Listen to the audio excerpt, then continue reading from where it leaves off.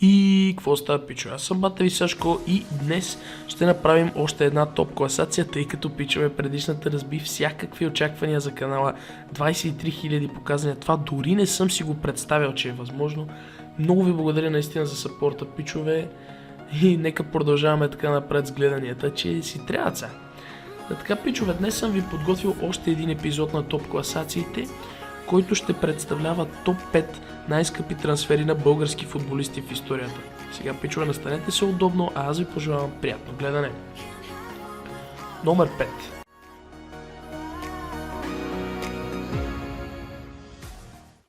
Номер 5. Ивелин Попов. Настоящият капитан на националния отбор по футбол е постигнал няколко многомилионни трансфери през кариерата си, но един се откроява значително.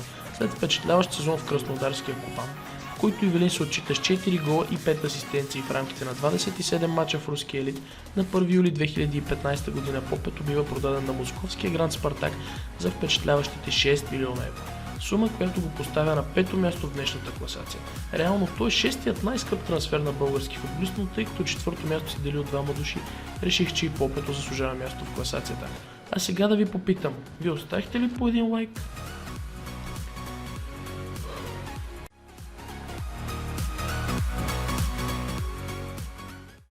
Номер 4. Стилян Петров.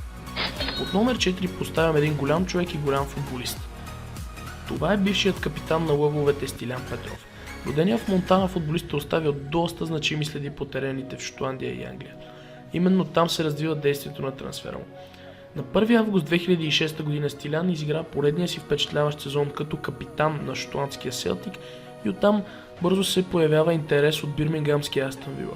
Действията по трансфера се развиват бързо и Стенли слага подписа си, за да означи трансфер на стойност 10 милиона евро. Вау, това наистина са много пари.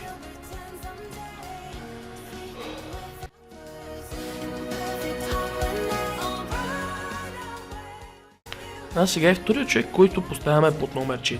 Това е съфамилникът на Стилян Мартин Петров. Точно така, съфамилниците Стилян и Мартин толкова време делят една и съща фамилия, съответно могат да разделят и едно място в днешната класация. Бързоногото крило от Враца Мартин Петров е един от футболистите с най-запомняща се кариера в България. През сезон 2005-2006 година Петров се отчита 12 гола и 13 асистенции от 30 мача в Бундеслигата с екипа на Волсбург. Той набързо попада в полезрението на редица водещи отбори, като най-сериозен кандидат за подписа му се явява испанския Атлетико Мадрид. Така се стига до трансфер, като за правата му мадридчани заплащат внушителните 10 милиона евро. Трансфер, който му отрежда почното 4-то място в днешната класация.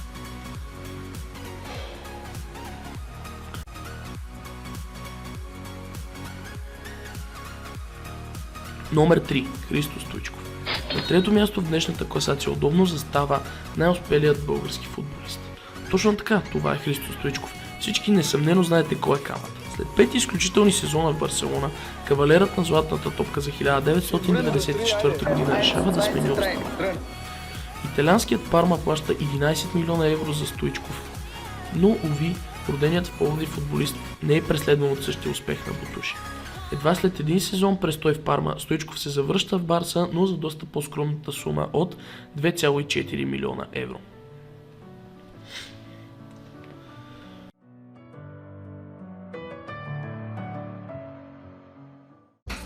Номер 2. Валери Божинов. Няма как да има класация за българския футбол, която да не включва Божинката. И все пак да ви напомня, тук не става въпрос за топ 5 фена на Цеца Величкович. Днес отношението към роденият в Горна Оряховица нападател е по-скоро подигравателно, но през 2005 година Валери записва рекорден трансфер за българският футбол. След като нападателят прави своя професионален дебют на едва 15 години в серия А на италианския футбол, Божинов набързо се налага в мъжкият отбор на Лече. След чудесен сезон през 2004-2005 година, в който Божинов записва 11 гола в 20 мача в най-високия ешелон на италианския клубен футбол, към острието се проявява сериозен интерес от Фиорентина. Така едва на 18 години Божинов подобрява рекорда за Христо Стойчков за най-скъп трансфер на български футболист, като крупната сума е 14 милиона евро. За съжаление обаче от тогава много проблеми преследват Божинов, като тогава кариерата му не продължава по същия начин. Какво ли щеше да е, ако Божинката беше разкрил потенциала си? Така, пичове, преди да се отправим към номер 1, е време да ви отправя едно предизвикателство. Вие имате 5 секунди да харесате този клип и да се абонирате с камбанка. Започвам да броя.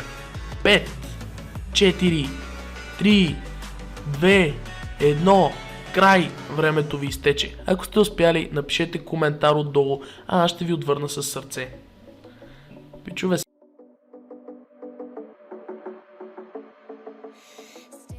Пичове, сега е време да разгледаме и номер 1, който няма да е кой друг, освен Димитър Бербатов.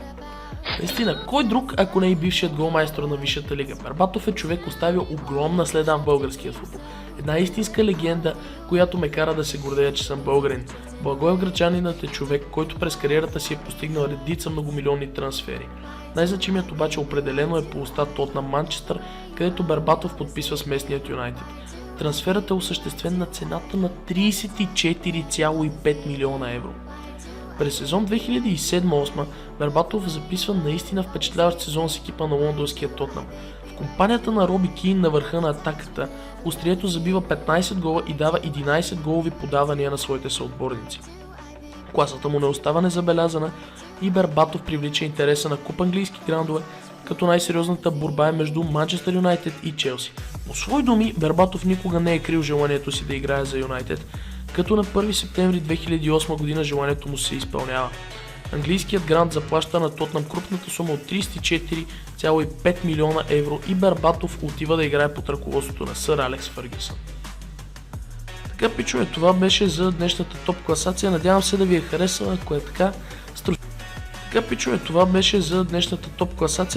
да ви е харесала, ако е така.